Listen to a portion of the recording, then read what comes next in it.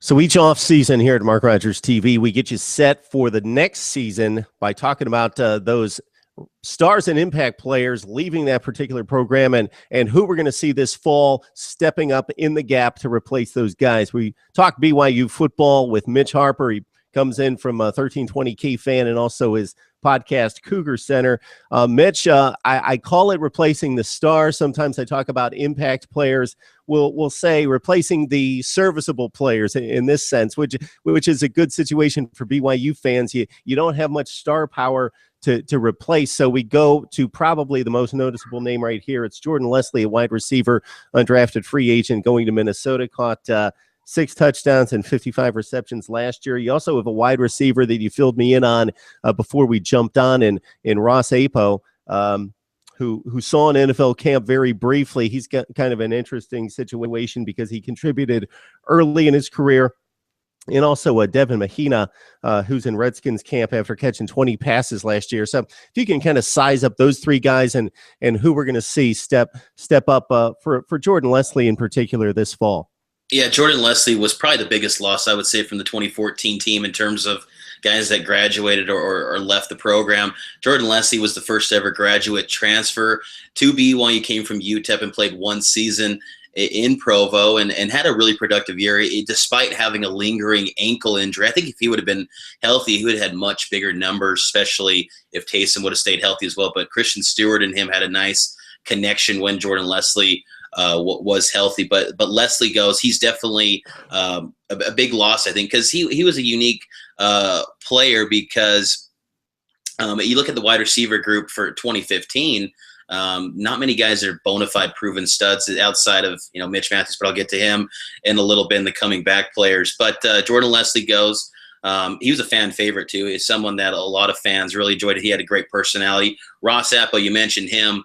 As I said before we came on the air here, Apo was a situation, 4-star recruit, originally committed to Texas out of high school, and Mac Brown flipped his commitment, went to BYU, and everyone thought here in Provo that Ross was going to be, they called him Randy Ross. They thought he was going to be the reincarnation of Randy Moss with how his size and his ability to create separation, but didn't work out. Injuries. He had a terrible shoulder injury that really plagued him during his career and his first season as a true freshman with Jay Keeps, former #1 quarterback out of high school, who's now with the New York Jets.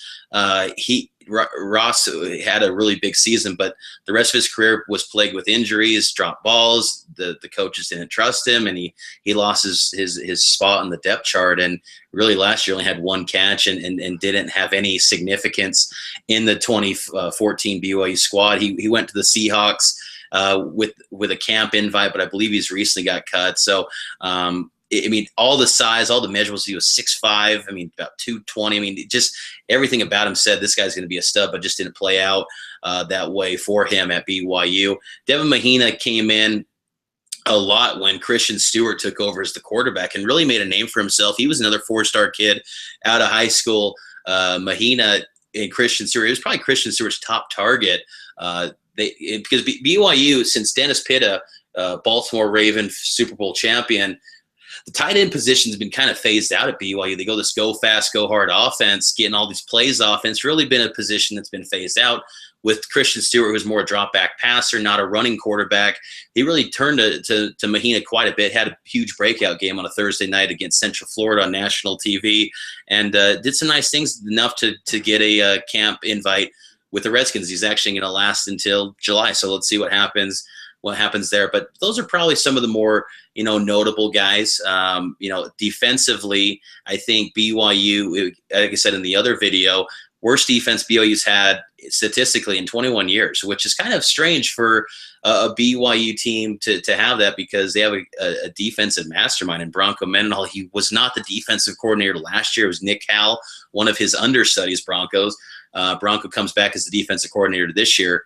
But he loses, not many guys that really stood out. I think the best players are coming back. The season lost Robertson Daniel, who's going to the Oakland Raiders, cornerback.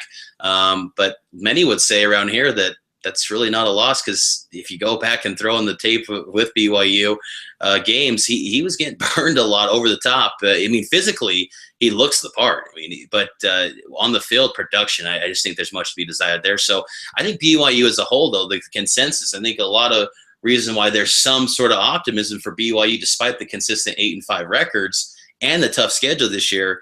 Folks are thinking, man, this is the year where a lot of star power comes back, and it's time to piece it all together and make a huge run. So I'll spin this in a different direction, considering the circumstances.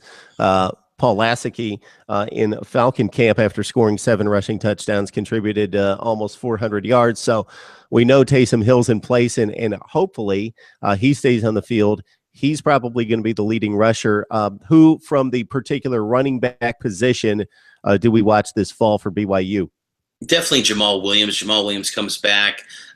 He's been a 3-year starter at BYU. He's coming back for his senior season, but he's like Taysom, coming back from a devastating ACL injuries. And Jamaal is a situation where he's more, there's more concern about him than Taysom entering fall camp, because with Jamaal, he suffered the injury late in the season and did not participate in spring football.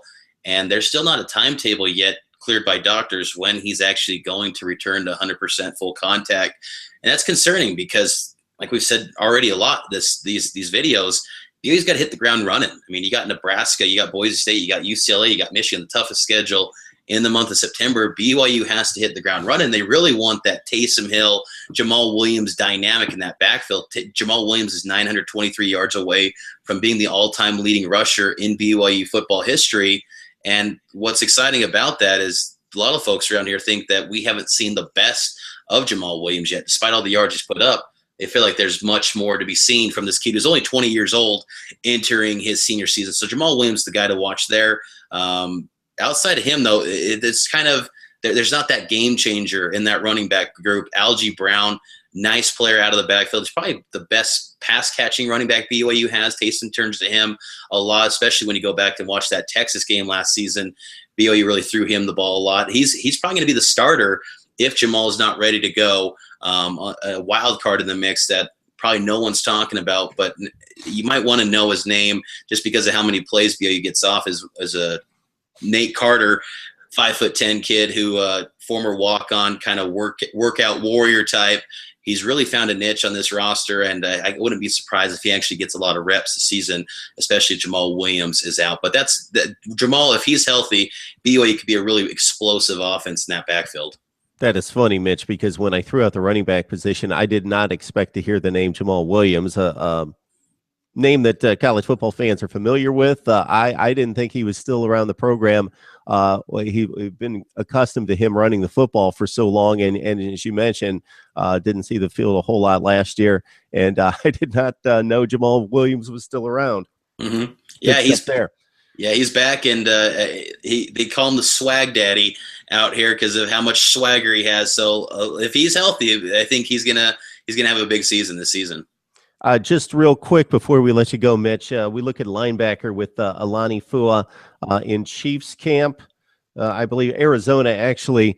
He filled up the box score relatively well with 7.5 tackles for loss, 4.5 sacks, 2 picks. How's the linebacker spot look?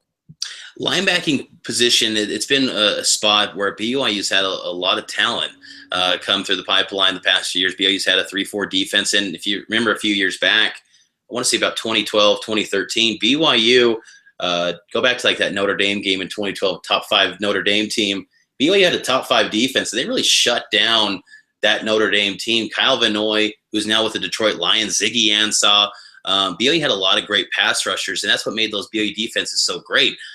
This year, though, linebacking core is kind of probably one of the weakest that Bronco Mendenhall has seen. They do have a star in the making, though, kind of in that Kyle Vanoy build, which gets a lot of folks excited, is Fred Warner, true sophomore from California. Had offers from tons of schools in the Pac-12, including USC. Fred Warner is a name that's probably going to become the star when we talk BYU football maybe in next January.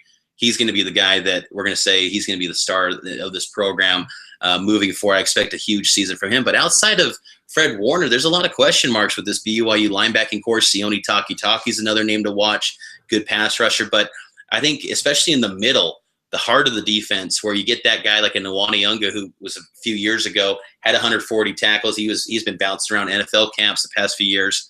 They don't have that guy. They don't have that surefire tackler. And that was one of the issues last season with the defense. In the middle, their top tackler was like Zach Stout, who leaves the program as well, 63 tackles last season.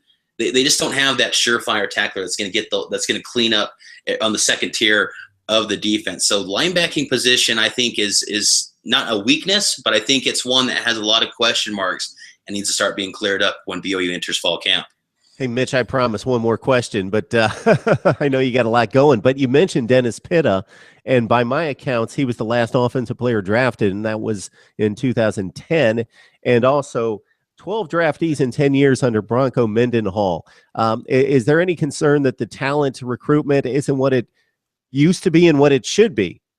Absolutely. I think it's a huge concern, Mark. I mean, from 1966 to 2010, BYU had at least one player drafted every single draft. Now, it's easy to say, well, those drafts had, 17 rounds. But you go back in those drafts, and there was fewer picks per round. And a 14th round pick at pick 210, well, that's a pick number in this year's draft. So, yes, BYU every single year was producing NFL talent. I mean, they're one of the 3 schools ever to produce 3 first round quarterbacks in a 5-year stretch. Miami, and I want to say Florida State's the other this past year.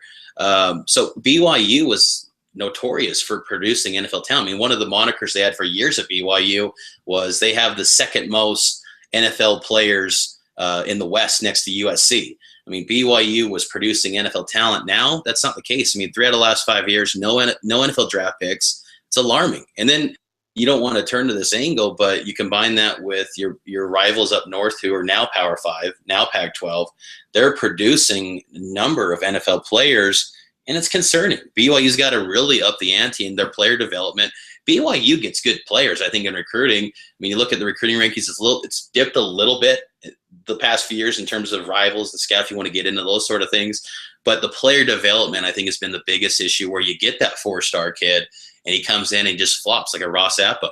He doesn't reach his potential. Now things can derail that, but Bronco and his staff really need to develop players better, and they need to utilize them in spots they're going to succeed. And I think there hasn't been the best at player development, and for years too, many felt that Bronco didn't value getting players ready for the next level.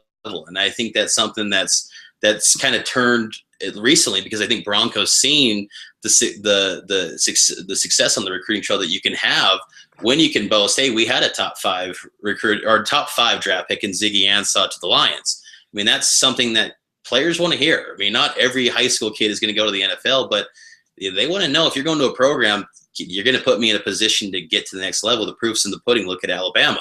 Look at UCLA now with Jim Moore, NFL pedigree. I mean, they're producing NFL talent. Kids want to know that they have a program that's going to get them ready, at least, for that next level. And BYU right now just is not putting enough players into the next level at a program that feels that they should be Power 5, that feels that they should be a top 25 team on a yearly basis. Well, you got to have NFL players to get to that next level. So it is a bit concerning. I think, though, there are some guys on this year's team that could be NFL players. I think Taysom will be a very intriguing NFL prospect, just because he's the type that maybe his on-field quarterback intangibles don't translate to the next level, but you get him in the combine setting, he's probably going to blow the lid off, and I think it's going to let people's minds run wild in that combine setting. I think Jamaal could be an interesting prospect as well. So I think things could turn the corner very soon, but yeah, I mean, it is something that's troublesome here at BYU.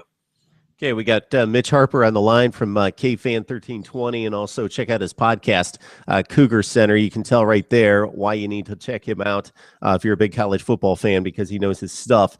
Mitch, when we talk BYU, we have to talk to you. So we know you got a ton going on. You're running around, so we appreciate us hoarding your afternoon to a certain extent. Oh, I always love talking college football, especially BYU. So thanks for having me on, Mark.